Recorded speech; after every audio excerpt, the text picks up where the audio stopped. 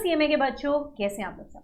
Welcome to the first session of CMA intermediate group 2 and the subject I will be taking is company accounts and audit. बहुत ही interesting subject है। तो before I start the first chapter, मैं सारे बच्चों का सिर्फ 10 minute लूँगी। इस 10 मिनट में मुझे सिर्फ कुछ इंपॉर्टेंट चीज़ें हैं जो मैं आपको बताना चाहती हूँ।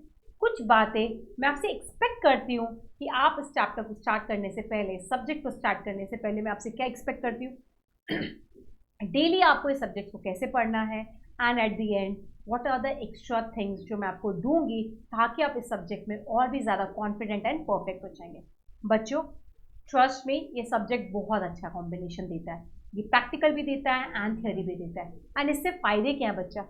जो बच्चे थियोरेटिकली वीक है वो प्रैक्टिकल के थ्रू स्कोर कर लेते हैं एंड जो प्रैक्टिकली वीक है वो थ्योरी के थ्रू स्कोर कर लेते हैं। थ्योरी में उन्होंने ऑडिट दिया है, प्रैक्टिकल में उन लोगों ने कंपनी अकाउंट्स का एंटायर अकाउंटिंग दिया है। तो trust me, the combination is very good. Second important thing, paper में 30 मार्क्स का एमसीक्यू होता है, उसमें से वो कंपनी अकाउंट से भी कवर करते हैं, ऑडिट से भी। तो ऐसा कुछ भी नहीं है कि आपको सिर्फ और सिर्फ कंपनी अकाउंट्स पढ़ना है, ऑडिट छोड़ देना है, ऑडिट पढ़ना है, कंपनी अकाउंट छोड़ देना है। हम पढ़ेंगे दोनों, बट कहीं पर भी ये डिफ्रेंशिएशन नहीं कि 50 का ये आएगा 50 का ये आएगा। एंड आपको मैंने कंपनी अकाउंट्स का एबीसी एनालिसिस दे रखा है। अगर नहीं दे रखा है तो आप please see Vijay Sarda sir के यूट्यूब चैनल पे जाइए, वहाँ मिलेगा, जहाँ पर मैंने क्लियरली बताया है कि कितने क्वेश्चंस रहते हैं, उसमें कितना आपको अटेम्प्ट करना पड़ता है। और इस चक्कर में आपको ये बेनिफिट है, एक सब्जेक्ट कंपनी अकाउंट्स आप 100% कर लो अगर आप प्रैक्टिकली स्ट्रांग हो, और ऑडिट को ठीक ठाक कर लेंगे। अदरवाइज ऑडिट बहुत अच्छे से कर लो अगर थेरेटिकली बहुत स्ट्रांग हो, और अपने कंपनी अकाउंट्स को बैलेंस कर लो। बिकॉज जो क्वेश्चंस बनते हैं वो ऐसा कहीं नहीं है 50-50। तो आपको जो फेवरेट है आप वो क्वेश्चन अटेम्प्ट कर सकते हो ऑप्शन में। तो बहुत बार ऑप्शन में ज़्यादा अकाउंट्स के ऑप्ट कर लेते हैं, ऑडिट के कम। कोई बच्चे ऑडिट के ज़्यादा ऑप्ट कर लेते हैं, अकाउंट्स के कम। चलो, तो ये बात रही आपकी क्वेश्चन की। थर्ड थिंग, ये सब्जेक्ट पढ़ने के लिए आपको प्लीज़ एक चीज़ याद रखना पड़ेगा, फटाफट सम्स नहीं होंगे। It's a lengthy sums. यहाँ पर हम पूरी बैलेंस शीट बनाएंगे और उसको बनाने के लिए ऑलमोस्ट एक सम को बनाने के लिए 45 मिनट्स लग जाते हैं। तो आप सोचोगे हम हर चैप्टर के अराउंड 30 to 40 सम्स की प्रैक्टिस करेंगे, ऐसा नहीं होगा। इसीलिए इस सब्जेक्ट को पढ़ाने के लिए मैं आपको कहती हूँ आप कॉन्सेप्चुअली स्ट्रांग हो जाओ ताकि कोई भी सम्स आए आप उसको एग्जाम में अटेम्प्ट कर पाएंगे। और इस सब्जेक्ट में ज़्यादा मार्क्स आपको प्रेजेंटेशन के मिलते हैं। कंपनी अकाउंट्स में, बैलेंस शीट में चीज़ों को प्रेजेंट करने के लिए, फिर पीएनएल में प्रेजेंट करने के लिए presentation plays a very important role. Because this particular subject is format based. Format दिया हुआ है, फॉलो करना होगा and figures and accounts apply करने पड़ेंगे। तो इसलिए मेक श्योर कि आप कॉन्सेप्ट्स पे बहुत ध्यान देंगे, प्रैक्टिस करेंगे, बट 10 से 15 सम्स कोशिश करेंगे हम हर चैप्टर में करें। Those are lengthy, those are small, उसके तो हम बहुत ज़्यादा सम्स की प्रैक्टिस करेंगे। Third point which I have already shared, जो बहुत इंपॉर्टेंट पॉइंट मैं आप लोगों से चाहती हूँ, प्लीज़ सिर्फ देख के मत कहना अकाउंट्स आ गया, देखा आ गया, मैम आ गया, कितना आसान है, ऐसा कुछ भी मत करना। Right and practice, right and practice. The more you right the more you get smart in this subject. कोई भी बेटा, कोई भी अगर आपको बोले ना मैंने अकाउंट्स पढ़ के समझ लिया, पॉसिबल ही नहीं है। कोई भी आपको बोले मेरे को तो देख के समझ जाता है अकाउंट्स कैसे करते हैं, बिल्कुल भी नहीं।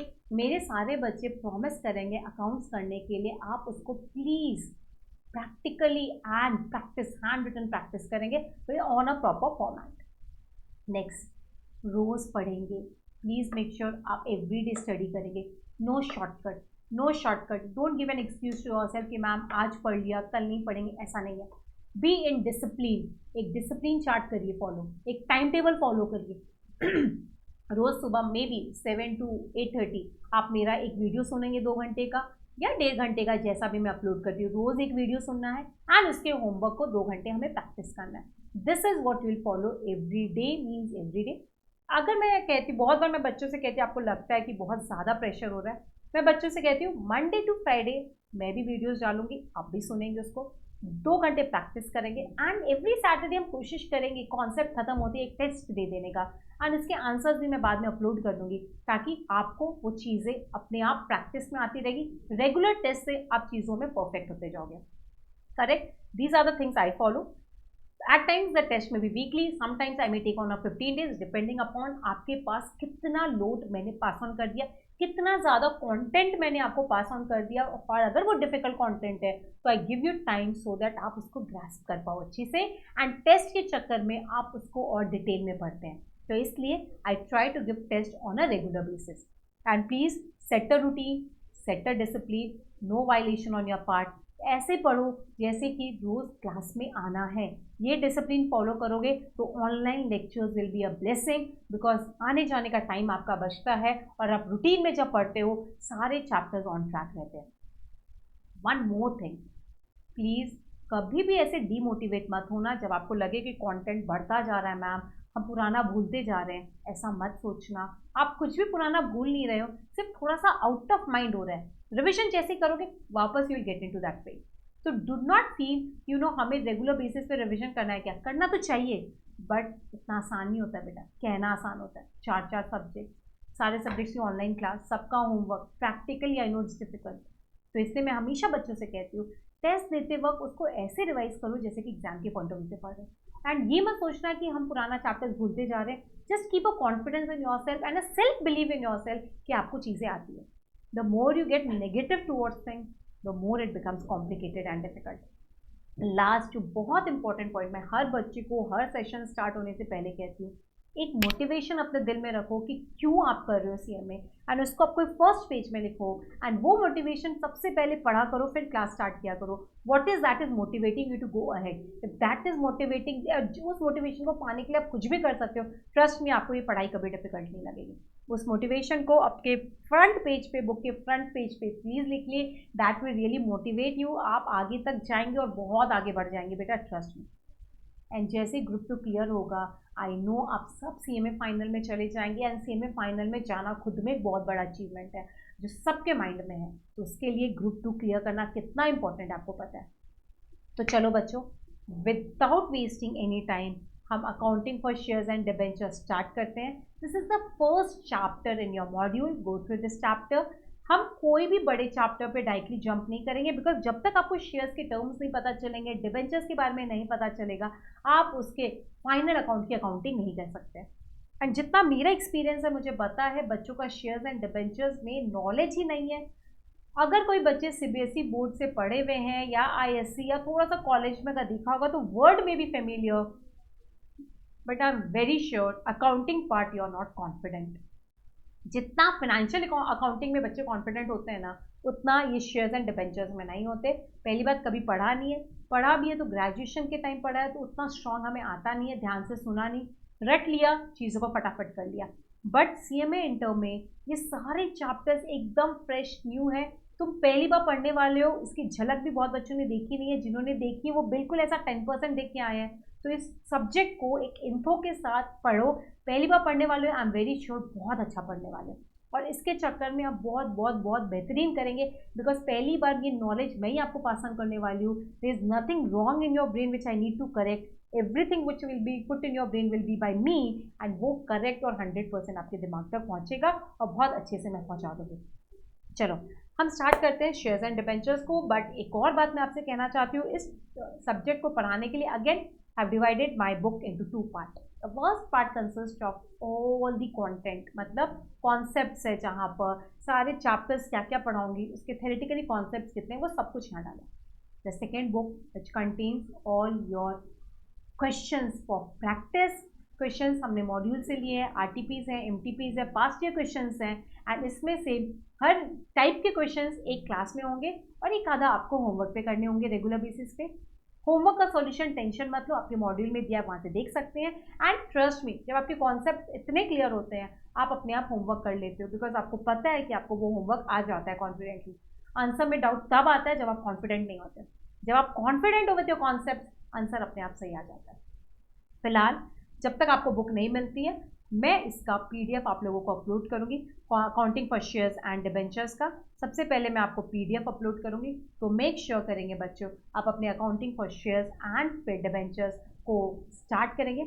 जैसे आपको बुक मिल जाएगा, आप इस बुक में जो भी चीज़ें मैं हाईलाइट या अंडरलाइन करवा रही हूँ वो आप कर लेंगे।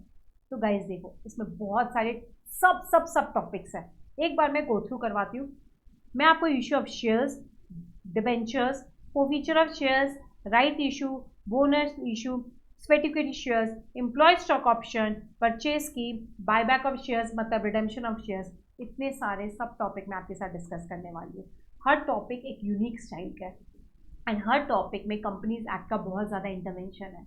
मैं कंपनीज एक्ट के जो भी प्रोविजन मुझे चाहिए आपको पढ़ाने के लिए आई will be taking care of that. तो मेक श्योर थोड़ा सा कंपनीज एक्ट की चीज़ें प्रोविजन आपको याद हो. नहीं याद हो तो टेंशन मत लीजिएगा. चैप्टर पढ़ाते वक्त जो भी प्रोविजन मुझे लगेगा मैं यूज़ करूँगी. Since I am not a law teacher तो कौन सा सेक्शन क्या बोलता किस लिए बोलता I can't tell you that, but definitely कौन सा प्रोविजन हमें यूज़ करना है उस अकाउंट्स को करने के लिए वो मैं बता दूँगी. हम अकाउंट करने सीखे हैं, हम मुनिमगिरी करने आए हैं, हम मुनिमगिरी का काम करेंगे और उसको करने के लिए जो रेस्पेक्टिव प्रोविजंस चाहिए वो हम पढ़ लेंगे. Is the point clear? Anyone has any doubt? All clear? चलो अब इसमें क्या है बेटा, ऐसे मैंने सब कुछ लिखा है कि शेयर्स क्या होते हैं, why do we issue shares, why do we issue debentures, concept क्या है, सिग्निफिकेंस क्या, अगर आप ध्यान से देखेंगे वो फीचर्स क्या होते हैं शेयर्स में, टाइप्स ऑफ शेयर्स क्या होते हैं, टाइप्स ऑफ शेयर कैपिटल क्या होते हैं. Again we have issue price of shares क्या होता है, इशू प्रीमियम पे पार पे डिस्काउंट है. फिर एंट्री क्या होती है जब इशू एट पार है, एंट्री क्या होती है जब इशू एट प्रीमियम है, एंट्री कब क्या होती है जब इशू एट डिस्काउंट है which is not permitted by Companies Act. Correct. Instalment का सिस्टम कैसा होता है, कॉल्स इन एरियर्स क्या होता है, कॉल्स इन एडवांस. मतलब अगर आप पीडीएफ को गो थ्रू करोगे मैंने सब कुछ यहाँ पर टाइप करके हैंड रिटन नोट्स भी देने वाली हूँ आपको, और ये सारे पीडीएफ में मैंने सब कुछ यहाँ पर टाइप कर रखा है. ओवर सब्सक्रिप्शन क्या होता है, अंडर सब्सक्रिप्शन क्या होता है, बट वो फीचर, री इशू, अगर ध्यान से देखो, राइट इशू, बोनस इशू सब दे दिया बेटा मैंने, सबकी थ्योरी मैंने यहाँ दी है. बट ट्रस्ट मी, सिंस हम अकाउंट्स पढ़ रहे हैं, accounts is not a theoretical subject जहाँ थियोरेटिकली मैं लाइन रीड कर दूँ आपको समझ आ जाएगा. मुझे हर लाइन को समझाने के लिए जर्नल एंट्री की हेल्प लेनी पड़ती है. एंड इसीलिए ये जो कॉन्सेप्ट वाला पीडीएफ है ये आप अपने कन्वीनियंस के हिसाब से पढ़ लीजिएगा. मैं इसकी सारी बातें कवर करूँगी, ये मैं गारंटी देती हूँ, और मैं आपको वो क्रॉस चेक करवा के दूंगी. जब मैं उसके प्रैक्टिकली क्वेश्चंस करेंगे, जब हम सारे कॉन्सेप्ट्स पढ़ेंगे, तब मैं दिखाऊंगी कि मेरे नोट्स में कहाँ लिखा हुआ है. तो बच्चों अभी हम स्टार्ट करते हैं अपना chapter, that is accounting for shares and debenture. Explanation part जो मैं generally I love to write with my own writing and teach you, because मुझे पता है जब हम अपने हैंड राइटिंग में लिखते हैं बच्चों तक बात बहुत आसानी से पहुंचता है और उनके दिमाग में वो बात जाके फ्रीज हो जाती है. चलिए पहले तो मुझे थोड़ी सी बातें करनी है. कंपनीज क्या होती है, कंपनी के बारे में आप क्या समझते हो, कि शेयर्स एंड डिबेंचर्स का जन्म क्या हो गया, क्यों चाहिए हमें, बहुत सारी बातें इफ्स एंड बट्स आपके दिमाग में चलेगी. तो ये कॉन्सेप्ट आपके लिए जानना बहुत ज़रूरी है कि why exactly company wants to issue all these things. इस चैप्टर का जन्म कैसे हुआ गाइस अब देखेंगे. बेटा ये मेरा कंपनी है, correct, this is my company. Company के साथ प्रॉब्लम क्या है, अ कंपनी ऐसे एक चुटकी में नहीं बन जाती. A company requires huge fund. अब मैं तुम्हें एक आइडिया देती हूँ, मैं ऐसे 100 करोड़ नहीं लिख रही हूँ बिकॉज 100 करोड़ लिखने में ऐसे इतने ज़ीरो आ जाएंगे. मैं सिर्फ कह रही हूँ बेटा, मान लो हमें 10 करोड़ की ज़रूरत है, इट्स अ ह्यूज फंड.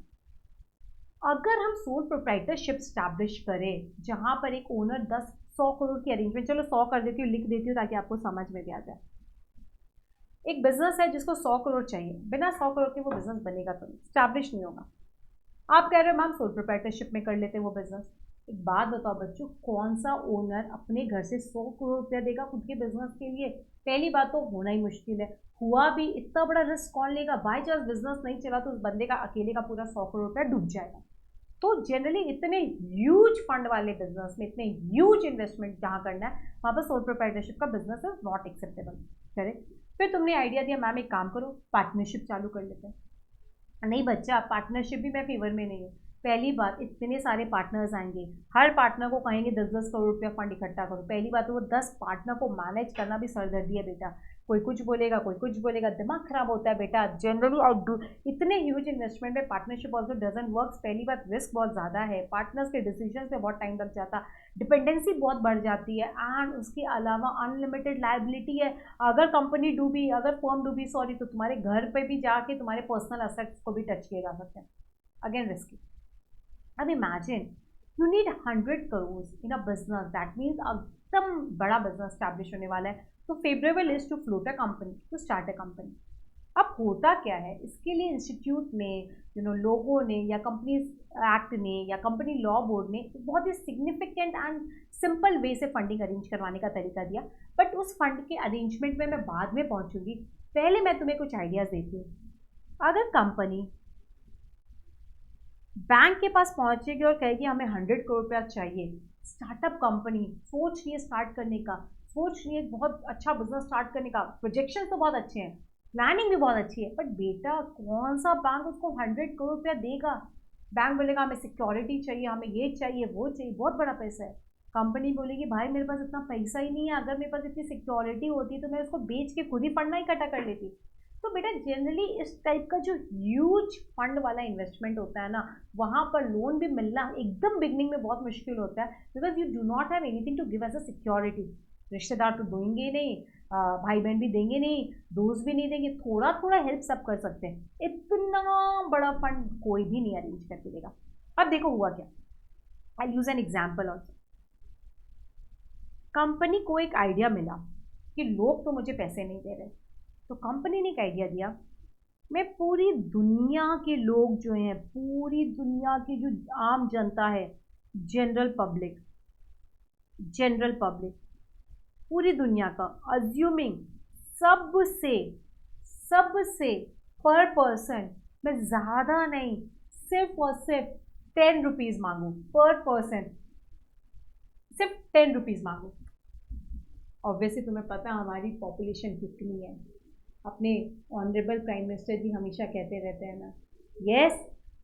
अब मुझे बताओ, इस 1.25 करोड़ आम जनता से अगर सबसे भी मैं 10-10 रुपये मांगता हूँ, तो बेटा उसमें से आप सोचो ना बेटा, I am just telling you one example, अगर मेरे पास अज्यूम करो 10 करोड़ लोगों से, पीपल से, मैं सबसे सिर्फ और सिर्फ कितना मांग रही हूँ, 10 रुपीज़, तो देखो मेरे पास 100 करोड़ का फंड मैनेज हो जाएगा। यानी ज़्यादा कुछ करना ही नहीं पड़ा, सिर्फ 10 रुपये पर पर्सन मांगना पड़ा।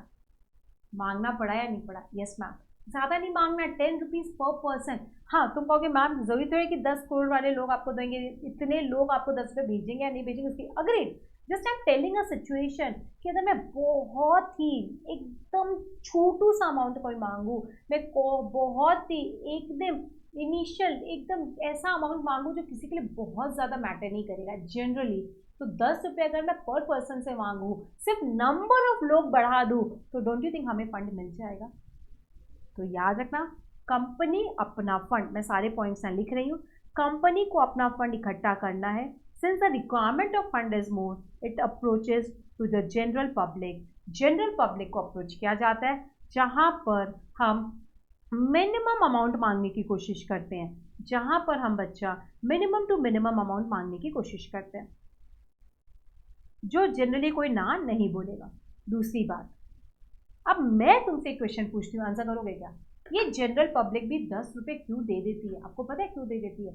कंपनी उनको क्या चॉकलेट देती है, क्या बोलती है कंपनी, उनको ऐसा पॉइंट बोलती है ना जिसके कारण कोई मना नहीं करता।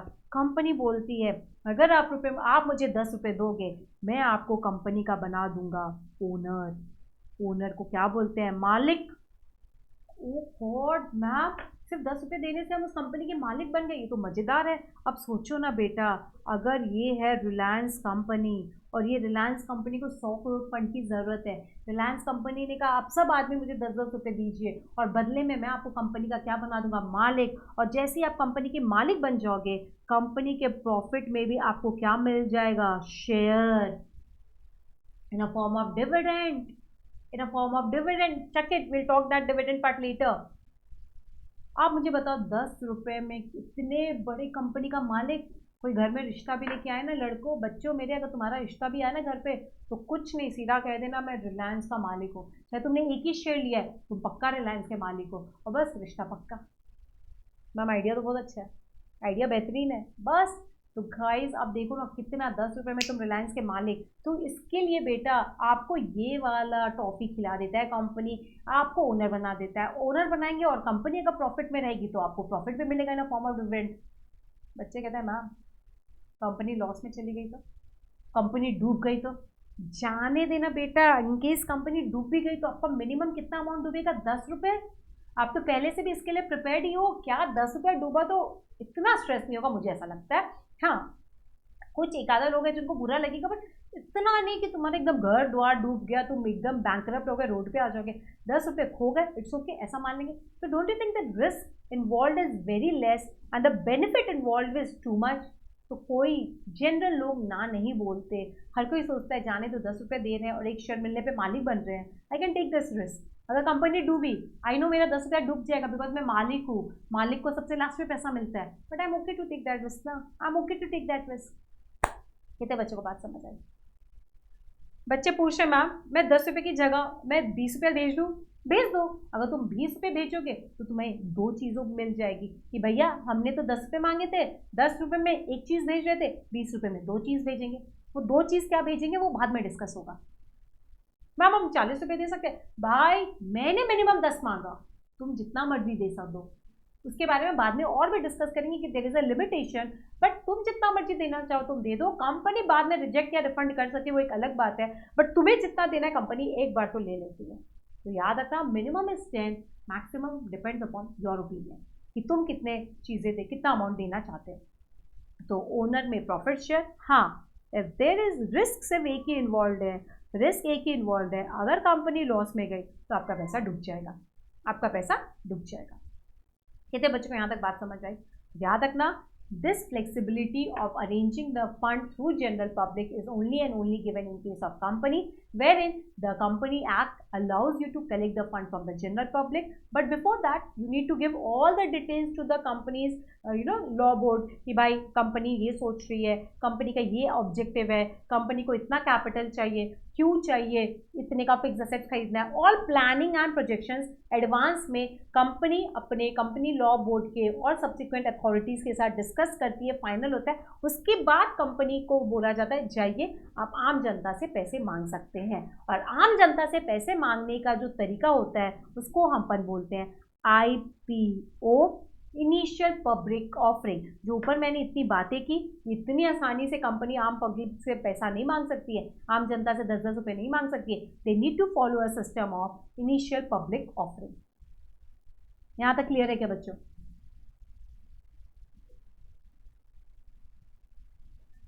चलो यहाँ तक क्लियर है क्या सारे बच्चों को? Yes, this is known as initial public offering.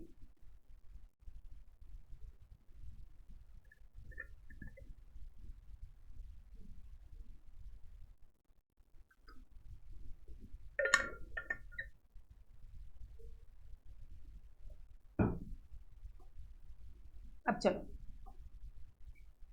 IPO में अब देखो कैसे निकलता है, let us study in detail. अब हम आ गए बेटा मुद्दे पे।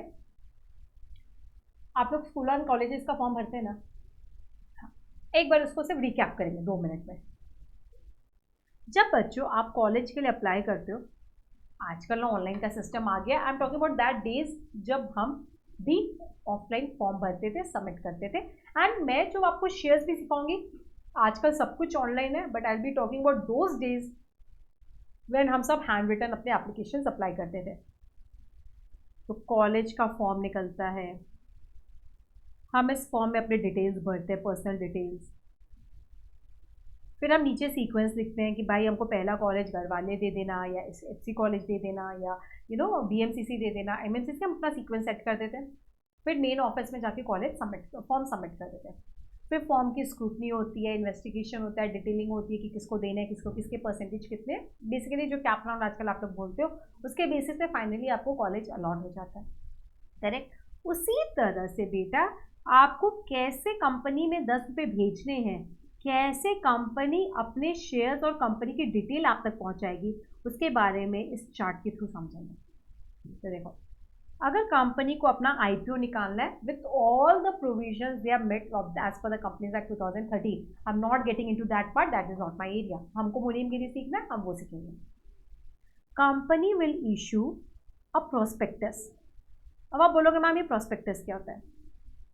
याद रखना, प्रोस्पेक्टस कुछ नहीं, किताब होती है जिस किताब में कंपनी सब कुछ बताती है कि what is the companies plan, company का ऑब्जेक्टिव क्या है, कैपिटल क्लॉज क्या है, मतलब सब कुछ डिटेलिंग, प्लानिंग, प्रोजेक्शंस, डायरेक्टर्स कौन है, ये ब्ला ब्ला ब्ला, सब कहानी किस्से में आपको बता देगी। कंपनी के प्रोमोटर्स कौन है, क्या है, एवरीथिंग डिटेल में कंपनी आपको सब कुछ बता देगी in the prospectus. And prospectus के एंड में एक बुक जैसी होती है, एक एप्लीकेशन फॉर्म अटैच रहेगा, एक एप्लीकेशन फॉर्म अटैच रहता है। एंड ये जो प्रोस्पेक्टस है करेंटली ये आजकल तो ऑनलाइन अवेलेबल होता है, you can buy, but company की वेबसाइट पे जाके अगर आप शेयर्स में डील करते हो तो देखना आईपीओ निकलता है तो वो सारी डिटेलिंग वहाँ मिल जाती है, तो you don't have to worry कि मैम हमें आईपीओ की डिटेल्स कहाँ से मिलेगी। I am talking about those days जब हार्ड कॉपी। ये प्रोस्पेक्टस जनरली हर शेयर के बुक डिपो पे मिल जाता था, या कहीं कहीं सेंटर्स में वो अपने प्रोस्पेक्टस भिजवा दिया करते थे। मान लो किताबें जहाँ बिकती है वहाँ पर उनकी 10 प्रोस्पेक्टस की कॉपी ऑलमोस्ट पूरे शहर में, पूरे देश में वो कॉपियाँ भिजवा दी जाती थी प्रोस्पेक्टस की। Anyone who felt interested can by the prospectus. Okay, तो देखो मैं एक एग्जाम्पल दे रही हूँ, देखना। तो मान लो ABCD अपने 5 शेयर होल्डर थे, ABCD 4 शेयर होल्डर थे, चारों ने प्रोस्पेक्टस खरीदा। प्रोस्पेक्टस खरीदने के बाद ऐसा भी हो सकता है किसी को बहुत ज़्यादा अच्छा नहीं लगा होगा company, D is not at all interested in the company, C is not very sure, he feels like company is good also, bad also, ideas तो अच्छे है, बिजनेस प्लानिंग तो अच्छा, बट ठीक है, D has his own, he is also saying I am not interested in the company. It's okay. तो prospectus खरीदना doesn't mean that the people are interested in the company. They may just read the prospectus and put it aside. I am not interested. मुझे company में कोई interest नहीं है। ए और B को company बहुत अच्छी लगी, द आइडियाज़ भी बहुत अच्छा लगा, और उसमें जो बातें लिखी हुई थी वो बातें भी उनको बहुत अपीलिंग लगी। फिर वो एप्लीकेशन फॉर्म भरने लगे। अब ध्यान से देखना, ये application basically it is they write to the company कि मेरे को आपकी कंपनी में इंटरेस्ट है, मैं आपकी कंपनी में अपना कुछ पैसा लगाना चाहता हूँ, मैं आपकी कंपनी में पैसा इन्वेस्ट करना चाहता हूँ, और वो पैसा जो कंपनी के पास आता है through general public, it is the fund that the company is looking forward for. वो पैसा है जो कंपनी उस पैसे से अपना बिजनेस एक्सपैंड करने वाली या बिजनेस सेटअप करने वाली है। यहाँ तक क्लियर है बच्चों आपको? अब देखो, जब ए और बी एप्लीकेशन फॉर्म को भर रहे थे, मैं आपको बता देती हूँ उसमें कुछ डिटेल्स होते हैं, again law will take care of it, but उसमें नाम लिखना पड़ता है, नाम लिख दो, एड्रेस लिख दो, फोन नंबर लिख दो, जो भी चीज़ें लिख ली है आप सारी चीज़ें उस एप्लीकेशन फॉर्म में भरते हो। बट उस एप्लीकेशन फॉर्म में एक और चीज़ है जो मैं आपको बताती हूँ, उसमें क्या होता है, कंपनी अब आपको बोलती है कुछ बातें। कंपनी कहती है आप अगर मेरी कंपनी में 10 रुपये दोगे as a document, as a proof कि आपने मुझे 10 रुपये दिए हैं, मैं आपको कंपनी मतलब रिलायंस कंपनी या जो भी कंपनी का नाम है, रिलायंस कंपनी का एक शेयर आपके घर पे भेज दूंगा। दिस शोज कि आपका 10 रुपया मेरे पास इन्वेस्टेड है। आपको प्रूफ में कुछ तो चाहिए, मैंने 10 रुपया कंपनी को दिया, तो कंपनी एज अ प्रूफ मुझे एक डॉक्यूमेंट देती है, उस डॉक्यूमेंट को बोलते हैं शेयर। उस शेयर को कंपनी अपना नाम वाम लिख के उसमें मेरा नाम लिख देगी कि रिलायंस कंपनी के शेयर्स हमने स्नेहा मैम को अलॉट किए हैं एक शेयर। मान लो अगर आपने 100 शेयर्स अप्लाई किए ना बेटा, सॉरी 100 रुपये के लिए अप्लाई किया, तो कंपनी आपको 10 शेयर भेजेगी, बिकॉज मिनिमम एक शेयर का दाम 10 रुपये है। एज अ प्रूफ वो जो डॉक्यूमेंट है वो है ही 10 रुपये का, तो मिनिमम 10 रुपया दो एक शेयर, 20 रुपया दोगे 2 शेयर, 30 रुपये दोगे तो 3 शेयर। तो बेसिकली आपके नंबर ऑफ शेयर्स बढ़ते जाएंगे जब आपका अमाउंट ऑफ इन्वेस्टमेंट उस कंपनी में बढ़ता जाएगा, मिनिमम 10। यहाँ तक बात समझ आए? तो ये जो आप पैसा दे रहे हो, that is the amount given by the share holder to the company, and in return the company gives you a document that I have received your 10 rupees is shares is the point clear? Correct. अब ये बेटा मैं यहाँ पर बात कर रही थी, यहाँ पर आ जाते हैं without going into A B part. ये जो बच्चा, ये जो 10 रुपीज है, इसको अपन बोलेंगे फेस वैल्यू ऑफ शेयर। हमेशा याद रखना, लिख लो बच्चों ये पॉइंट। आपके शेयर्स की फेस वैल्यू 10 रुपये है, मतलब एक शेयर 10 रुपये का।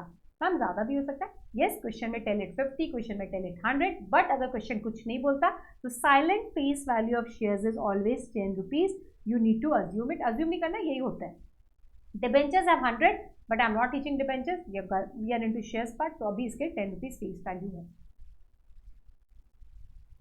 समझ आ रहा है ना बच्चों? 100%. चलो, इसमें भी कंपनी ने रिलैक्सेशन दे रखा है बेटा, इसमें भी कंपनी ने रिलैक्सेशन कर दे रखा है, सिर्फ सुन लेना. ये 10 रुपये भी कंपनी एक बार में नहीं मांगती. कंपनी कहती है तुम हमें ये 10 रुपये भी इंस्टॉलमेंट में दे सकते हो. बेटा कंपनी बहुत फेवर में बात करती है जनरल पब्लिक के. कंपनी ये सोचती है कि यार मुझे पूरी दुनिया ने जब पैसे नहीं दिए ना, इन जनरल पब्लिक ने पैसा दिया, इस आम जनता ने पैसा दिया, तो आम जनता को तकलीफ नहीं देने की, उनसे 10 रुपये भी एक साथ मत मांगो, 10 रुपये भी पार्ट पार्ट में मांगो. This part is known as instalment. और पार्ट पार्ट में मांगोगे, मांग रही है कंपनी पैसे, बट अगर आप सोच लिया कि आप 10 रुपये देने वाले हो कंपनी को, सोचा भी है ना, तो भी कंपनी आपको उसके अगेंस्ट एक शेयर देगी. चाहे पैसा पूरा नहीं भी मिला है, कंपनी आपके घर पे एक शेयर भेज देगी. कंपनी आपको चाहे 2 ही रुपये मिले उसको अभी तक, कंपनी आपको शेयर पूरा एक भेजेगी, बिकॉज आपने 10 रुपये तक का मिनिमम थॉट दिया है कंपनी में पैसे लगाने के लिए, आपको एक शेयर मिलेगा. मान लो आप कंपनी को 20 रुपये दे रहे हो, उसके कारण कंपनी का सिर्फ 4 रुपये भी पहुंचे हैं, तो भी कंपनी आपको 2 शेयर दे देगी. तो पार्शियल पेमेंट भी मिलता रहे, फिर भी कंपनी आपके घर पे शेयर पूरा कुरियर कर देगी. तो फेस वैल्यू ऑफ शेयर्स, उसको भी फर्दर इंस्टॉलमेंट में ब्रेक किया जाता है, और इस इंस्टॉलमेंट्स के नाम फिक्स्ड हैं. You can't change the name of the instalment. जो इंस्टॉलमेंट के नाम मैं दे रही हूँ आपको वही यूज करना पड़ेगा, यू कांट चेंज. फर्स्ट वाले इंस्टॉलमेंट का नाम हमेशा आपको एप्लीकेशन मनी बोलना पड़ेगा. Is the point clear? या सिर्फ एप्लीकेशन अकाउंट बोल सकते हो अगर आपको ये कंफ्यूजन ना चाहिए तो. शेयर. सेकेंड इंस्टॉलमेंट का नाम आपको अलॉटमेंट बोलना पड़ेगा. अच्छा, ऐसा कंपल्सरी नहीं है कि ये सारे इंस्टॉलमेंट्स देने हैं, जितने मर्जी कंपनी एज एन इंस्टॉलमेंट देना चाहती है वो अलाउड है, बट ये जनरली होते हैं. थर्ड इंस्टॉलमेंट को फर्स्ट कॉल बोलेंगे, उसके बाद वाले इंस्टॉलमेंट को सेकेंड कॉल बोलेंगे, और यही अगर फाइनल है, इसके बाद और कोई नहीं है, सेकेंड एंड फाइनल कॉल बोल देते हैं अपन इसको. सेकेंड एंड फाइनल कॉल बोल देते हैं बच्चों में इसको. तो याद रखना, company can ask installments in various ways. It can ask the entire 10 rupees at one go, allowed. It can ask the entire 10 rupees in two way, application and allotment, allowed. It can ask in 3 installment, application, allotment and first call, allowed. It may ask it in 4 ways, application, allotment, first, second and final. It may ask in 5 ways also, application, allotment, first call, second call, third and final call. तो application allotment के नाम fixed है, उसके बाद जितने ज़्यादा call उतने ज़्यादा बढ़ाते जाना, फर्स्ट, सेकेंड, थर्ड, जो लास्ट होगा उसके आगे नाम लिख देंगे एंड फाइनल कॉल. बात समझ आई क्या? मैम ये तो बहुत मज़ेदार है. हाँ बेटा, हम अपने क्लास में प्रैक्टिस के लिए मैं generally second and final call तक चीज़ों को रखूँगी, मैं उससे ज़्यादा ब्रेक नहीं करूँगी, बट अगर क्वेश्चन उससे ज़्यादा ब्रेक करेगा तो चलेगा. और ये अमाउंट फिक्स कर लेना, हम इसी एग्जाम्पल से पूरे क्वेश्चन को करेंगे. 2 रुपये, 3 रुपये, 4 रुपये, 1 रुपये. देखो 10 रुपये का ब्रेकअप दे दिया मैंने आपको. तो ये सारी बातें प्रोस्पेक्टस में लिखी होती है कि भाई हमारे एक शेयर का फेस वैल्यू 10 है, आपको एट अ टाइम 10 भेजना ही नहीं है, आपको एट अ टाइम सिर्फ और सिर्फ अभी एप्लीकेशन का भेजना है. याद रखना, एप्लीकेशन जब भरोगे, एप्लीकेशन जब भरोगे, जब आप एप्लीकेशन भरोगे तब अमाउंट भी कौन सा भेजना, एप्लीकेशन का. This shows you have interest in company. बच्चे कह रहे हैं मैम एक काम करते हैं ना, हम एप्लीकेशन भर के भेज देते हैं और कंपनी हो सकता है बाद में रिजेक्ट कर दे हमारे शेयर, या किसी रीज़न से कंपनी को हम पसंद नहीं आए, तो पहले हम पैसा दे दें, बाद में रिफंड करें. इससे अच्छा पहले हम सिर्फ खाली एप्लीकेशन भर देते हैं, पैसा नहीं भेजते हैं, बाद में कंपनी देख लेगी, अगर हमें शेयर दे रही है हमसे मांग लेगी. नहीं, नॉट अलाउड. अगर you have to show interest in any company, you have to do 2 things. You have to fill the application form and you need to pay the application money installment first.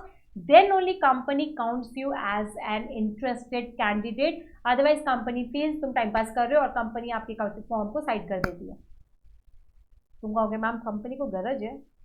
बेटा company को इतना भी गरज नहीं है. Company कहीं ना कहीं आपसे एक बिग मैन है. कंपनी को आप नहीं दोगे तो जो बंदा कंपनी ऐसे 100 करोड़ की सोच है डालने का, उसमें कुछ तो दम होगा ना बेटा। इसलिए आप ये मत सोचो कि आपके वो 10 रुपये से आप उसको खरीद लोगे, ऐसा नहीं होने वाला है। इसलिए the rule says if you are interested in becoming the owner of my company, you need to first fill the application form and with the application form you need to attach the cheque of 2 rupees if you are interested in 1 share. If you are interested in 2 share, 4 rupees. 3 share, 3 into 2 6 रुपये। तो जितने number of shares में आप interested हो उतने पर share का पैसा आप मुझे भेजोगे eight the time of application. And सिर्फ और सिर्फ एप्लीकेशन भेजना है। बच्चे कह रहे हैं मैम ज़्यादा भेज सकते हो, कम नहीं भेज सकते हो। बेटा आई भी लक्ष्मी को कोई वापस नहीं करता, बट कम भेजने का परमिशन नहीं है, ज़्यादा भेज दो कोई प्रॉब्लम नहीं। पर तुम भी क्यों इतना ज़्यादा दोगे बेटा, तुम खुद भी सोचो। कोई अपना बंदा, कोई भी बंदा ऐसे ज़्यादा पैसा दे देता है क्या? ना ज़्यादा कोई देता है ना कम कोई लेता है, सिंपल बिजनेस रूल। इसलिए do not think heavy, let be little on ground and think practically. चलो यहाँ तक बात समझ आई। तो मैंने आपको स्टार्ट किया था कंपनी से, फिर fund arrangement, then we shifted to the face value, then I talked about the document which is the shares, and फिर मैंने इस 10 रुपये का भी ब्रेकअप किया और मैंने क्लियर किया you can not change the name, application, allotment, first call and final call, this is the name you have to stick with, you can change the name of it. चलो अब बच्चों आगे चलें। Difficult जा रहा है? नहीं मैम, ईजी जा रहा है? Yes ma'am. चलो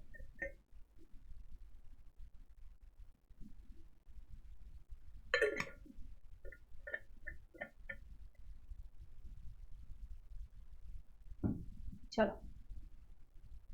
अब आगे चलेंगे, इनकी जर्नल एंट्रीज, पैसा कैसे पहुंचता है।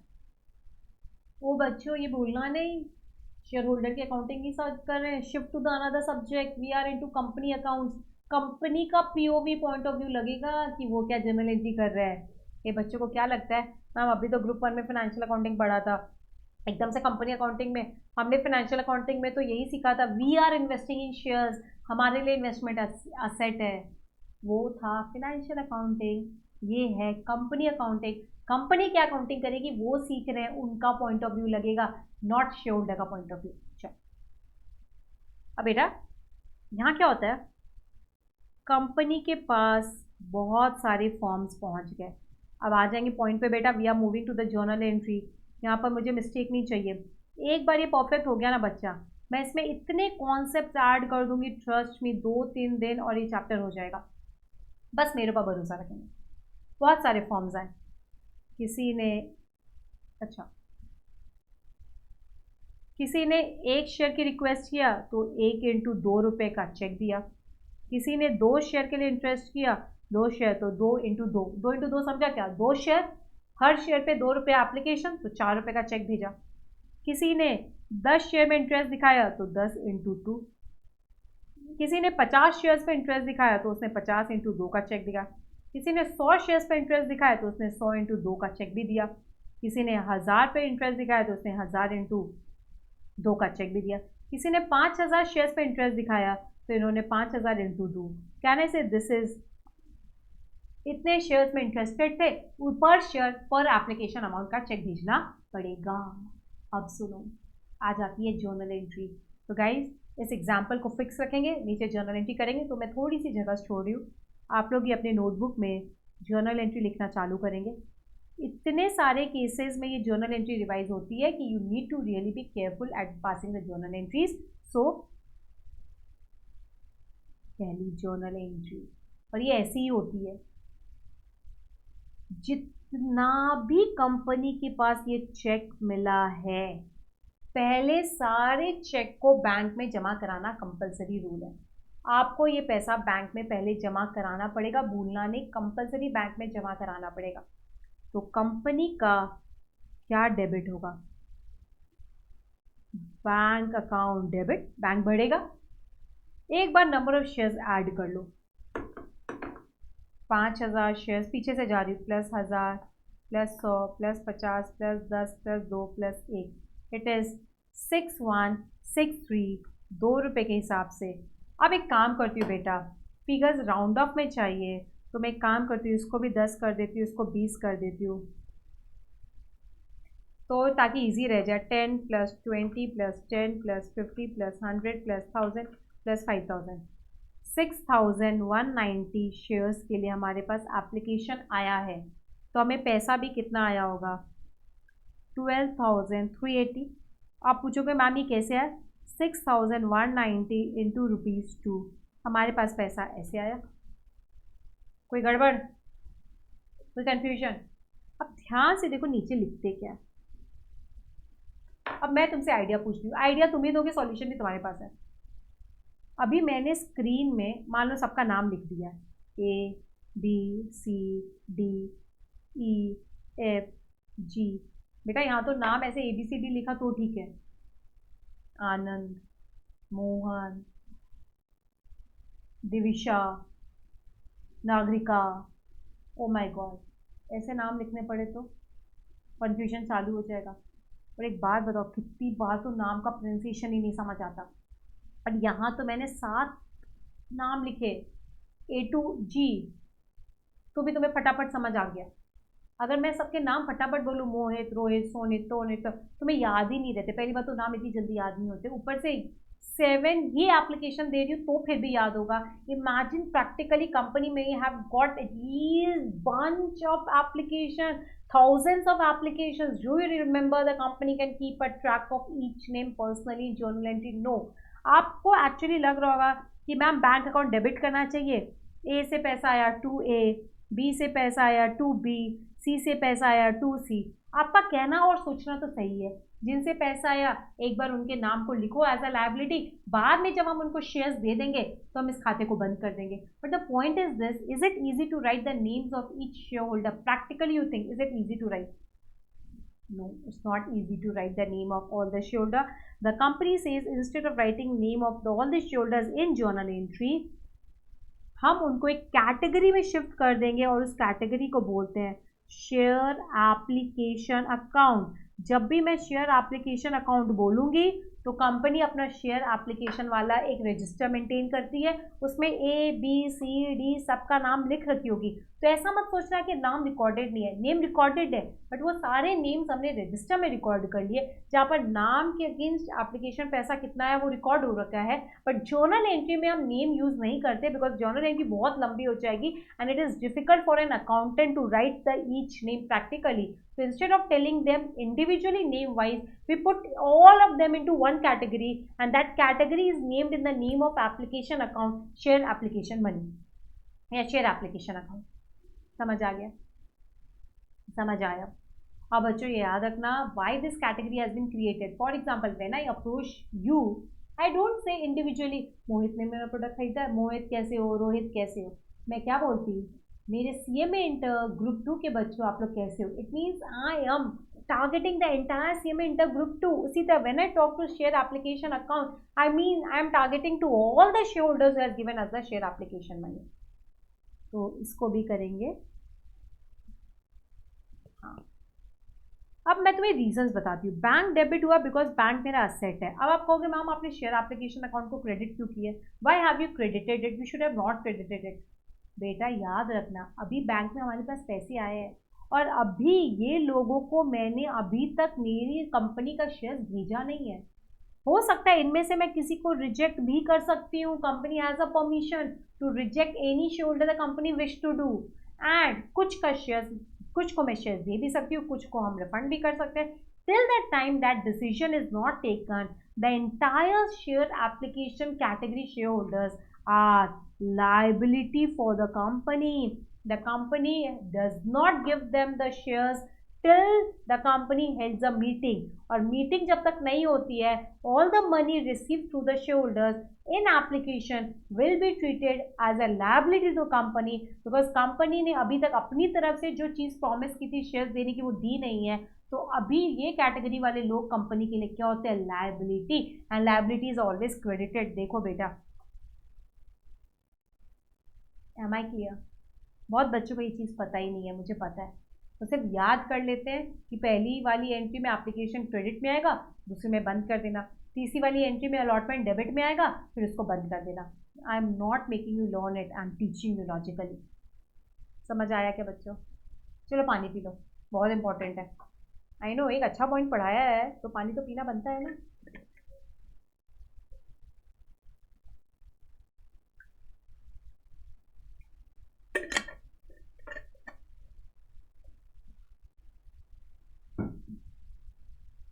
चलो अब अगली बात सुनेंगे।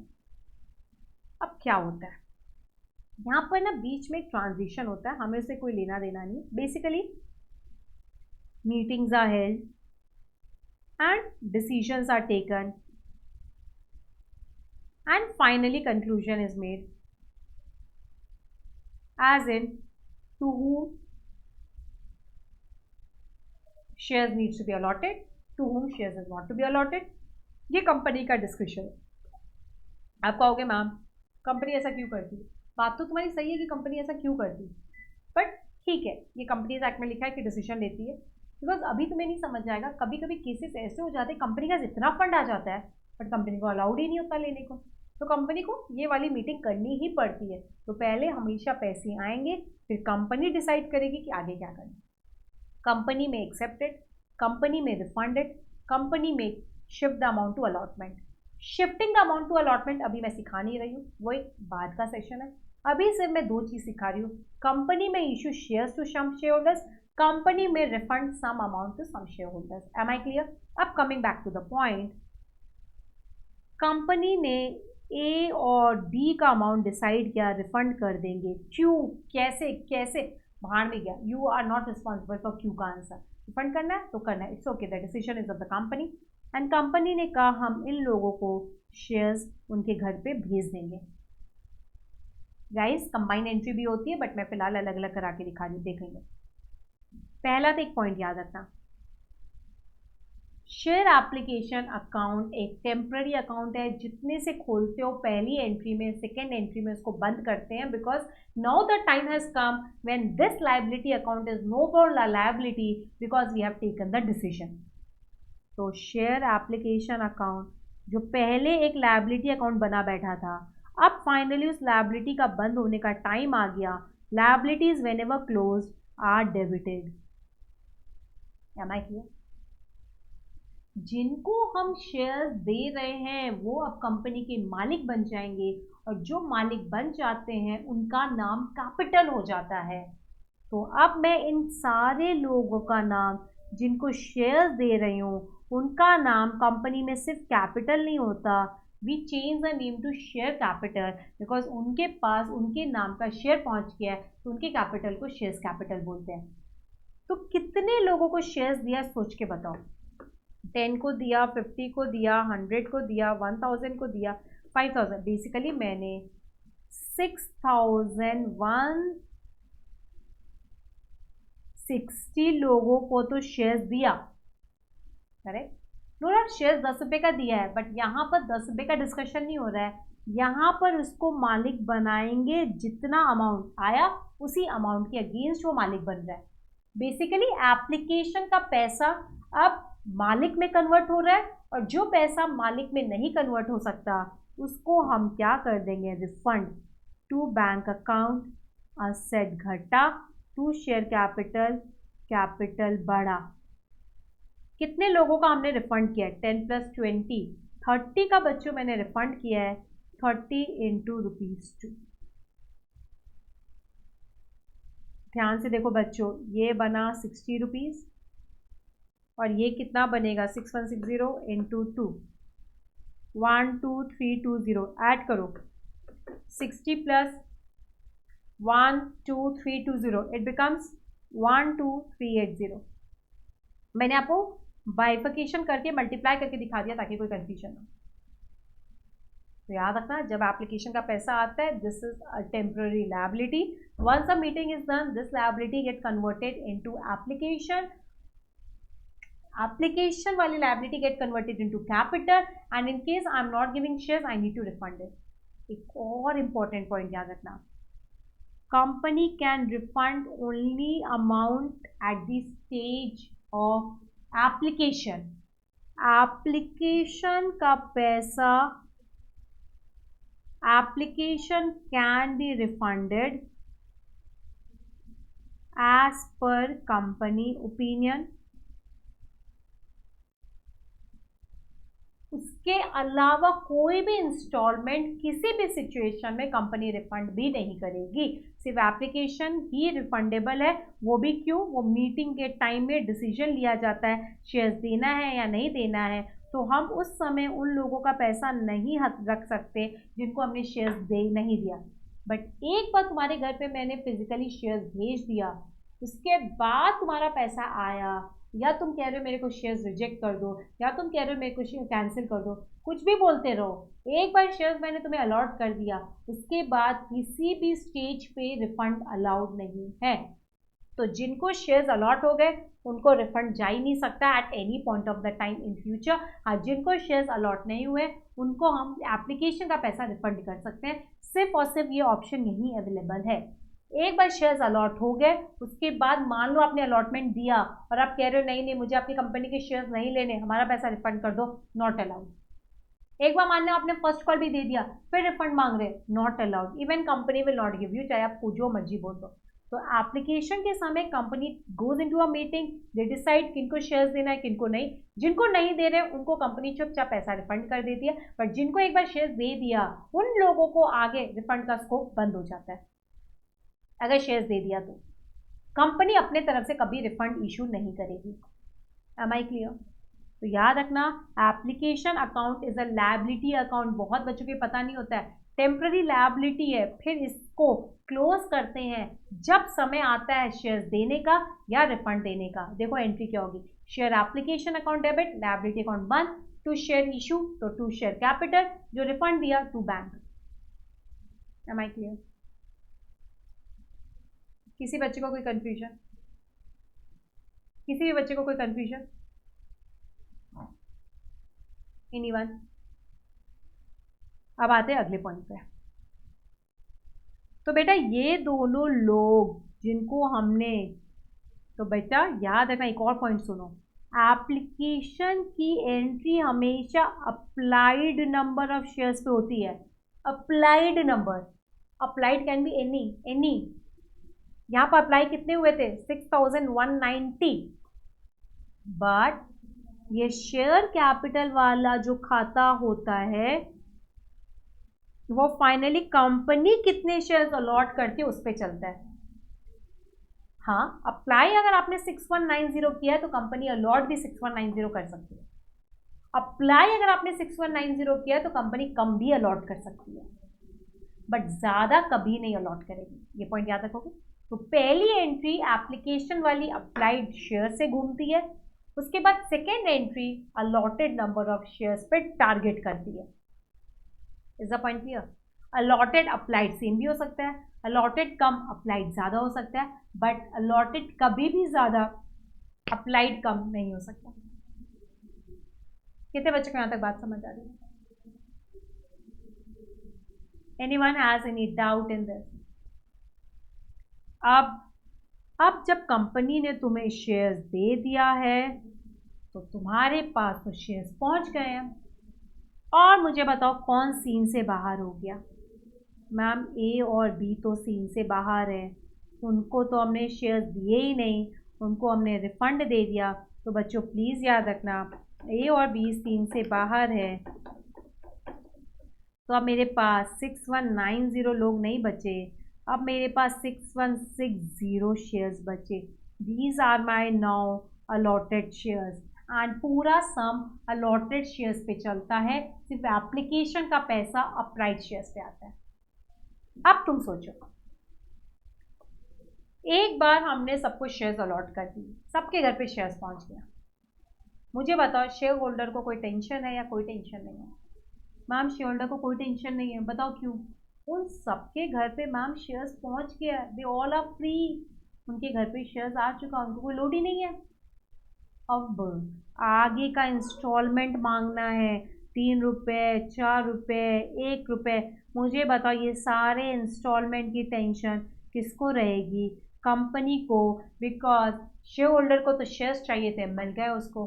तो याद रखना, अपने को पहले वाले में एप्लीकेशन में शेयर होल्डर को एप्लीकेशन पैसा भेजना पड़ता है, फिर कंपनी डिसीजन लेती है। Once you have applied the shares and the shares have reached your home, the share holder gets free and the company starts thinking अब अलॉटमेंट का पैसा मांगना है, वो इंस्टॉलमेंट पेंडिंग है, अब फर्स्ट कॉल का इंस्टॉलमेंट पेंडिंग है, अब फाइनल कॉल का इंस्टॉलमेंट पेंडिंग है। तो याद रखना एंट्रीज कैसे होगी, देखेंगे ज़रा। कंपनी फिर से अब शेयर्स अलॉट करने के बाद सबको फ़ोन करेगी। बी कैंसल्ड, ए कैंसल्ड, सी को फ़ोन करेगी, सी अलॉटमेंट का पैसा भेजिए, डी अलॉटमेंट का पैसा भेजिए, ई अलॉटमेंट का पैसा भेजिए, एफ अलॉटमेंट का पैसा भेजिए, जी अलॉटमेंट का पैसा भेजो। तो इसका मतलब कंपनी सारे लोगों से पैसा मांग रही है। ये सारे लोग C D E F G company के लिए क्या है, they all are asset to the company, they all are asset to the company.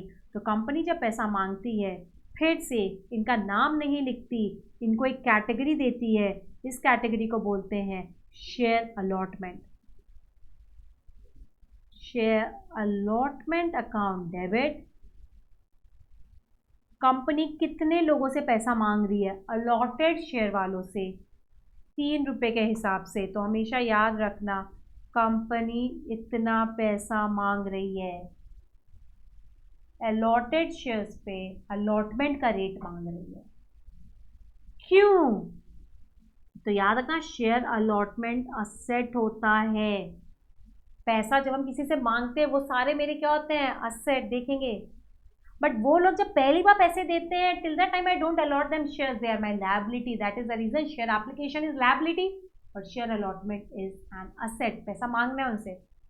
और हम सबसे क्यों पैसा मांग रहे हैं, बिकॉज हमने उनको क्या दे रखा है, अपना शेयर कैपिटल। तो याद रखना अलॉटेड की एंट्री ऐसी बनती है। इसको याद करने का तरीका देखो, शेयर अलॉटमेंट का पैसा मांग रहे हैं, असेट। क्यों? शेयर्स दिया है विच इज माय कैपिटल। कितने शेयर्स पे, अलॉटेड शेयर्स पे अलॉटमेंट का रेट, अलॉटेड शेयर पे अलॉटमेंट का रेट। बच्चों यहां तक सबको समझ आ गया क्या? Clear?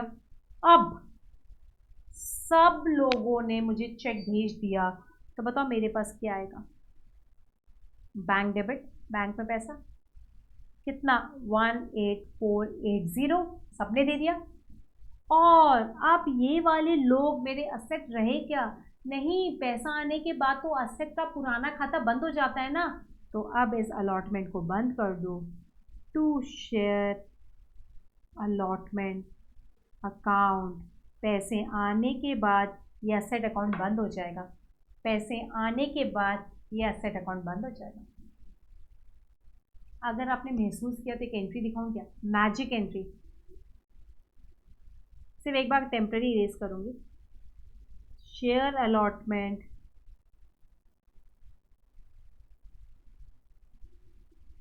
Debit, share allotment credit, cut होने पे देखो एंट्री क्या बनेगी, bank account debit to share capital.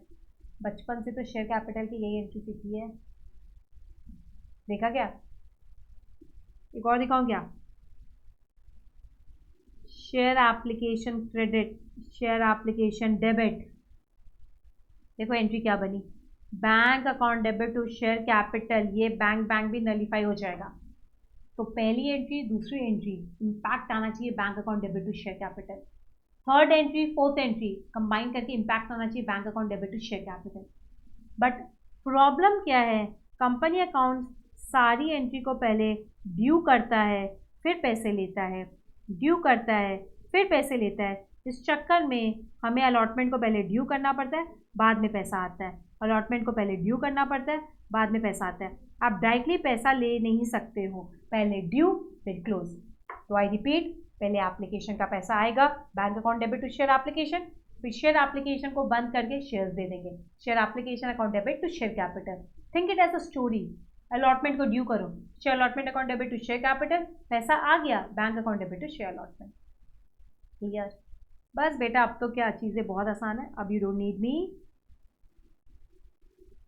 Similarly first call को ड्यू करो, शेयर फर्स्ट कॉल को ड्यू करो, बता क्या एंट्री होगी, share first call account debit. नाम नहीं लिखते बेटा, इनका कैटेगरी अलॉट कर देते हैं। अगेन 6160, कितने शेयर्स थे, 6160।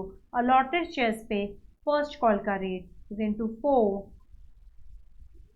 61 24640 टू शेयर कैपिटल 24640। पैसे मिलने की एंट्री वो कर दो बेटा, क्या एंट्री होगी? Bank account debit to share first call, to share first call 24640 24640। आप फिर से नलीफाई करके देखो फर्स्ट कॉल को। First call debit, first call credit, cancel, bank account debit to share capital. अगर मैं वन लाइन बोलूँ, कैपिटल का पैसा धीरे धीरे धीरे धीरे इंस्टॉलमेंट में ले रहे हैं, थोड़ा थोड़ा थोड़ा थोड़ा करके इंस्टॉलमेंट में ले रहे, but end of the day bank account debit to share capital, वही बचपन की एंट्री, कैपिटल इंट्रोड्यूस की एंट्री। चलो गाइज, ये फाइनल कॉल की एंट्री जरा आप सबसे, आई थिंक वो फाइनल कॉल की एंट्री हो गई। इन केस नहीं हुई बच्चों, मैं आपको बता देती हूँ, सबने वो फाइनल कॉल की एंट्री कर ली होगी। इन केस नहीं हुई तो ज़रा मैं आपको फाइनल कॉल की एंट्री बता दूँ। ट्राई किया है? Yes, share final call account debit again 6160, allotted number of shares with the final call installment rate to share capital 6160, और पूरे पैसे मिलने की एंट्री बोलो क्या होगी? Bank account debit to share final call 6160 6160। मुझे बताओ कितने बच्चों को बात समझ आ गई? कितने बच्चों को बात समझ आ गई? तो गाइस, अगर आप ध्यान से देखोगे वे कितने सिंप्लीफाई वे में मैंने आपको जर्नल एंट्री थ्रू स्टोरी समझा दी। We started with the funding arrangement. We simply moved to the general public, asked them to buy our company shares by paying a minimum amount, which became the face value. Then उस face value का installment break कर दिया। हर installment का एक नाम है, application, allotment, first call and subsequent call. And accordingly, बस एक point जो आपको हमेशा carry करना है, पहले एप्लीकेशन का पैसा आता है, फिर एप्लीकेशन अकाउंट बंद होता है। बाकी रिमेनिंग इंस्टॉलमेंट में पहले वो इंस्टॉलमेंट्स ड्यू किए जाते हैं। उस इंस्टॉलमेंट को बोला जाता है कि भैया अब इस इंस्टॉलमेंट का पैसा मांगने का टाइम आ गया है, उसको ड्यू करो, मतलब असेट को जनरेट करो, because you have allotted them shares, and बाद में वो पैसे आते हैं। सिर्फ this is the main difference between application and remaining other installment. कितने बच्चों को ये पार्ट समझ आ गया? चलो आपको दिखाऊं क्या, आपके थ्योरी से मैं एक बार इसको क्रॉस वेरीफाई कराती हूँ कि यही बातें जो मैंने वहाँ कही है वो यहाँ थ्योरी में लिखी हुई है। चलो 1 second guys, open a wrong slide. Shares issued at par, bank account debit to share application, share application account debit to bank, application to share capital. ये रिफंड वालों का, ये ओनर्स वालों का मैंने कंबाइन कर दिया। क्यों अलग करना? इंस्टॉलमेंट में again allotment due, allotment account debit to share capital, bank account debit to share capital allotment, call account debit to share capital, call money receive this bank account debit to call. मजा आ गया? Yes, ये वाली journal entry अगर आपकी clear है ना, trust में बच्चों, मेजर जो एरर होता है कॉन्सेप्ट का, ये वीक रहता है तो पूरा गलत हो जाता। इसमें जो है वो मैं ऐड ऑन करती जाऊंगी। अब मैं सिर्फ चीज़ें ऐड ऑन करूंगी and lot of abbreviations I be using. I won't right share capital को SC and all that, but यहाँ तक अगर समझ आ गया तो मैं आगे एक नए कॉन्सेप्ट को इसमें ऐड करती हूँ। सुनना ध्यान से। अब हुआ क्या, रिलायंस को लगा यार बहुत लोग मेरी कंपनी में अप्लाई कर रहे हैं यार, because obviously everybody is interested in becoming the Reliance owner. जब इतने लोग कंपनी में अप्लाई कर रहे हैं ना, कुछ तो ऐसा करना पड़ेगा कि कम लोग अप्लाई करें। आप आइडिया दोगे क्या बेटा? आइडिया आप पे छोड़ दूँ, दो आइडिया। यस, बच्चे कह रहे मैम दुनिया में एक ही चीज़ सबसे आसान है, उस चीज़ को महंगा कर दो, लोग अपने आप नहीं लेंगे।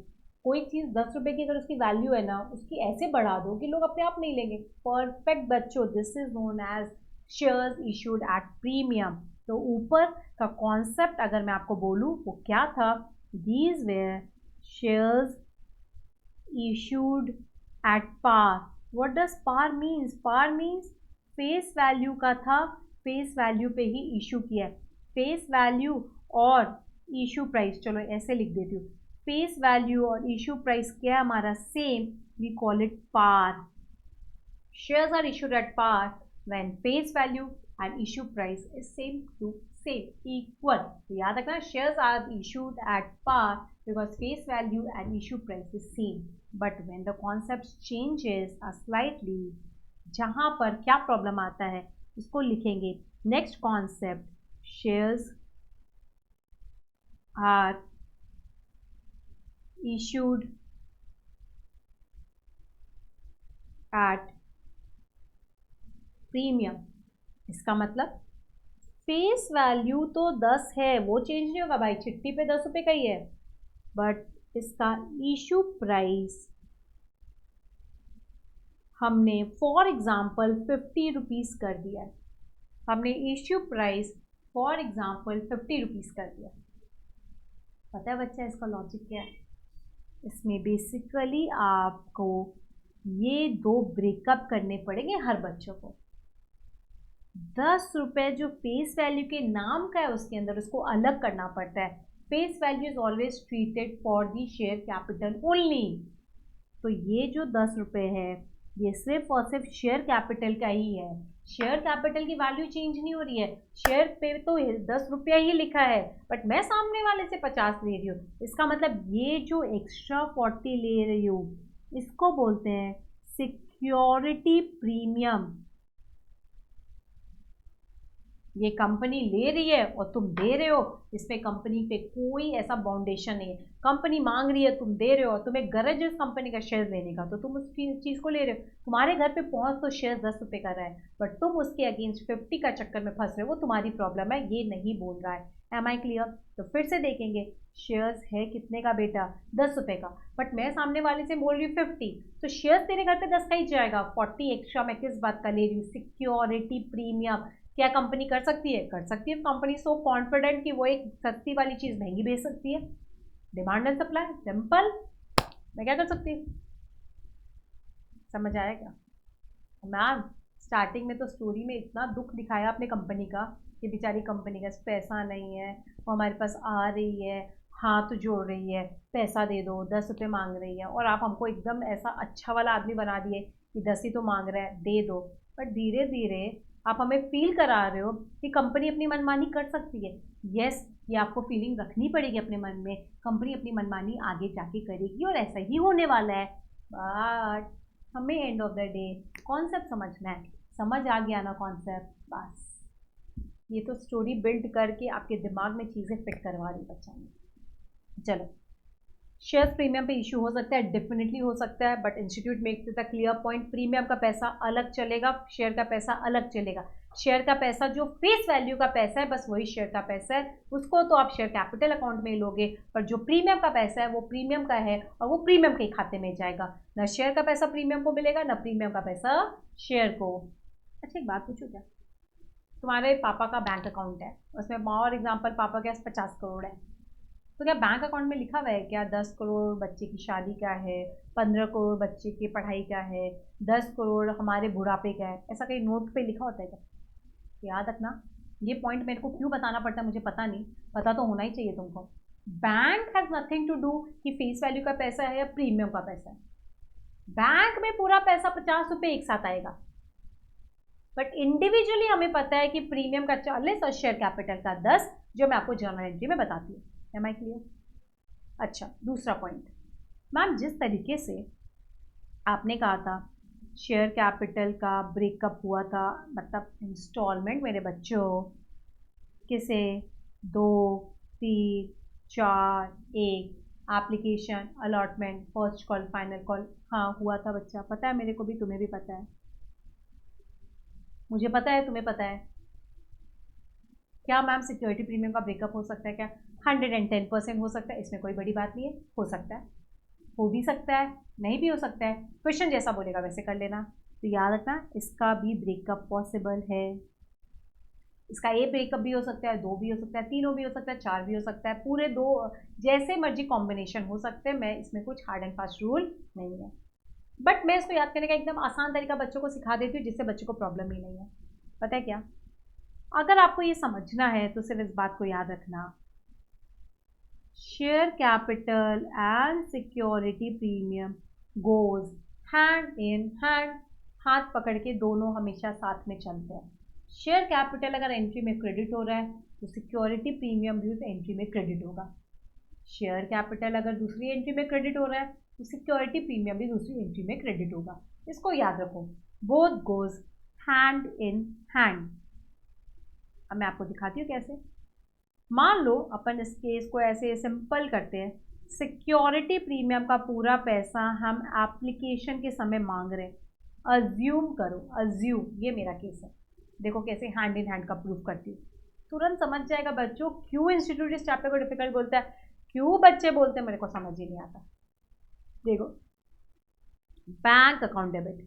बेटा बैंक तो बेटा आपको थोड़ा सा इफेक्टिवली सोचना चाहिए। बैंक में कितना पैसा आएगा, 50।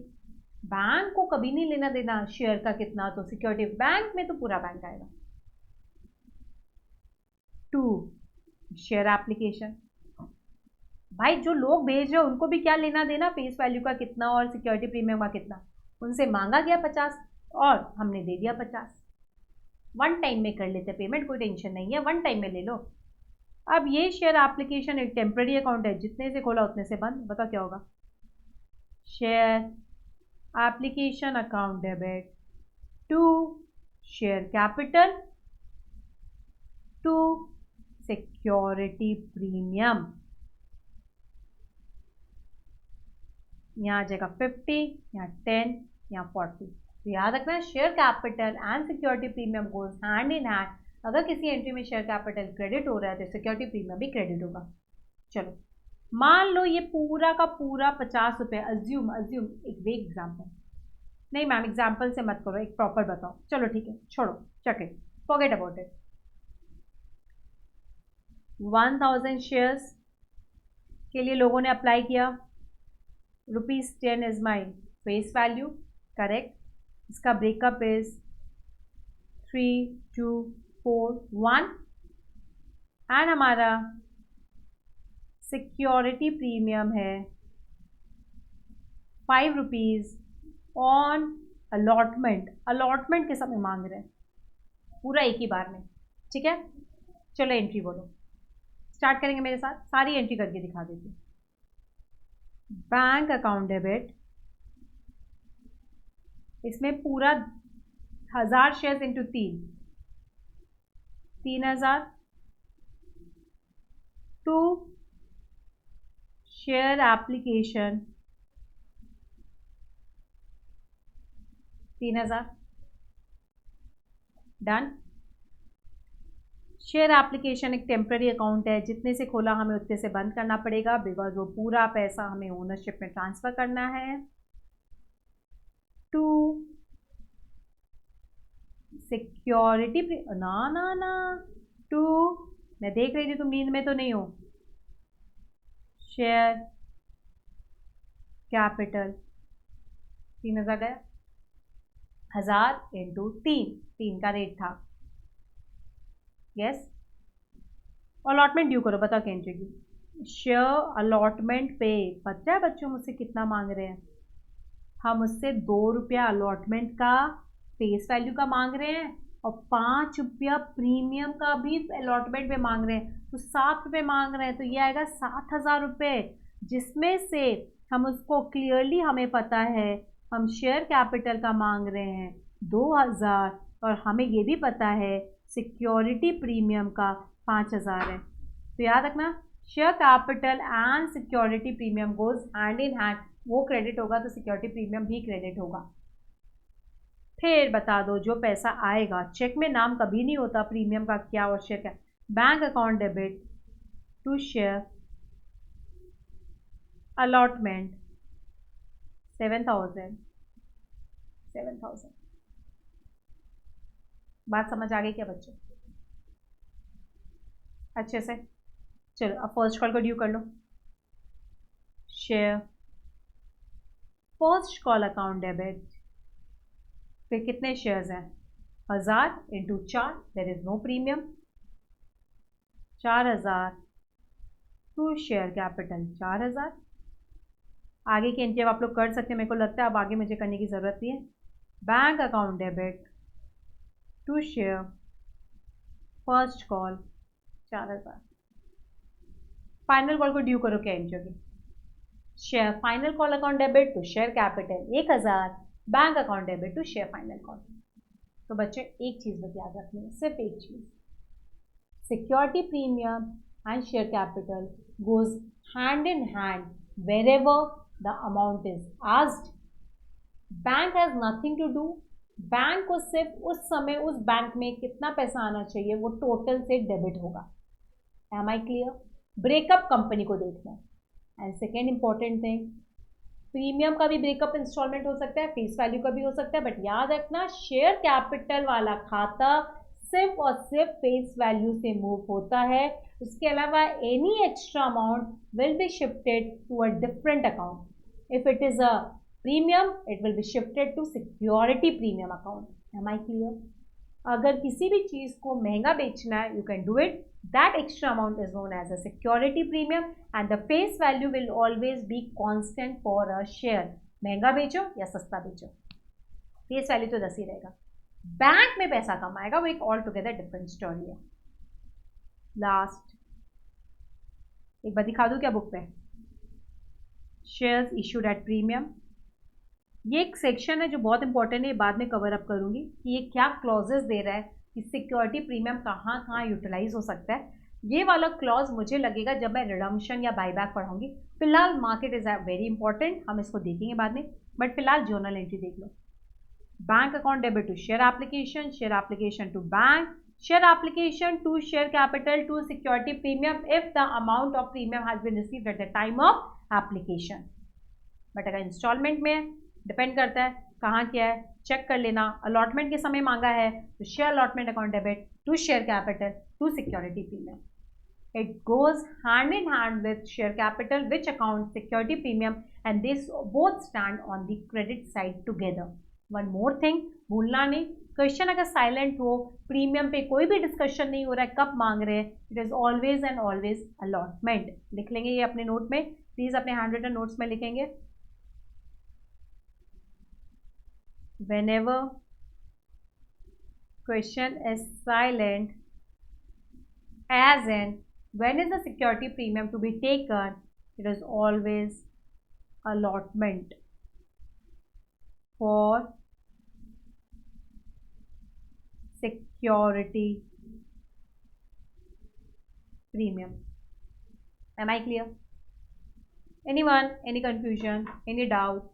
Any confusion?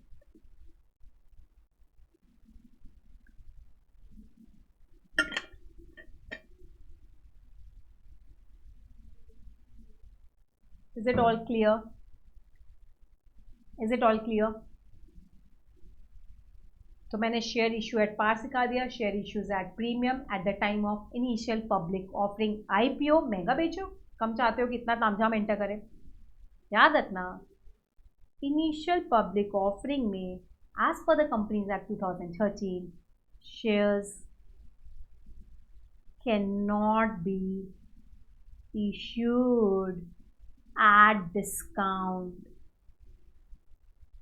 ये इंपॉर्टेंट पॉइंट है, कहीं पर लिख लेना। मतलब 10 रुपये की चीज़ मैं 8 पे नहीं इशू कर सकती हूँ eight the time of initial public offering. I did not say about any other things.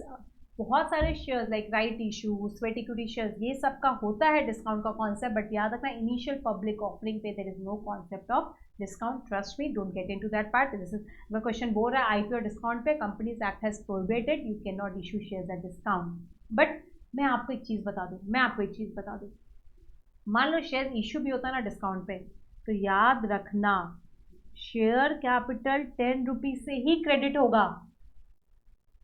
मान लो 9 रुपया ही आया बैंक में, तो बैंक 9 से डेबिट होगा। ये बीच का जो डिफरेंस होता है ना, this is known as discount on issue of shares which is nothing a loss to the company and losses are debited.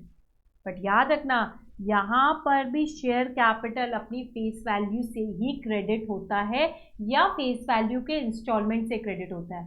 But पैसा कुछ भी है बैंक में, share capital always moves with it face value और face value installment. मैंने इसलिए बता दिया, आगे जब हम स्वेट इक्विटी या राइट इश्यू वाला पार्ट करते हैं तब बच्चे बड़ा मुझे कहने लगते हैं कि मैम बैंक में तो 9 ही रुपये आया है। I make it a clear rule. Share capital account always moves with its face value or installment of its face value, irrespective what is the amount which has been credited in the bank or the amount that has been received in the bank. That is not taken care of. यहाँ तक बच्चों सबको clear है? एकदम clear है। अब मैं इसमें थोड़ी सी कॉम्प्लिकेशंस जानना चाहती हूँ, बट आई होप यहाँ तक चीज़ें आपको समझ आ गई है, किसी को कोई डिफिकल्टी नहीं है। आई नो मैम, बच्चे कह रहे हैं कि मैम ये पहला लेक्चर है, इसको यहीं पर थोड़ा सा पॉज करो ना मैम, थोड़ा सा हमें इसके साथ यूज्ड होने चाहिए, फ्रेंडली होना चाहिए। ठीक है बच्चों, डू नॉट वरी। अगर आपको लग रहा है कि ये थोड़ा सा हैवी जा रहा है, मैं यहाँ तक अपने बेसिक्स को एक्चुअली एंड भी कर रही हूँ और हमारे फर्स्ट चैप्टर का बेसिक की जर्नल एंट्री क्या होती है वो मैंने आपको बता दिया, share issue at par, premium and discount. अब इसके बाद हमें इसमें कॉम्प्लिकेशंस डालने हैं by creating different situations where in कोई सिचुएशन ऐसा बोलेगा कि ये हो गया, कोई सिचुएशन बोलेगा कोई शेयर होल्डर पैसे भेज रहे हैं, कोई नहीं भेज रहे हैं। ये सिचुएशन भी आ सकती है, कोई ज़्यादा भेज रहे हैं, कोई कम भेज रहे हैं, और सारे सिचुएशंस को मर्ज करके जर्नल एंट्री कैसे करनी है।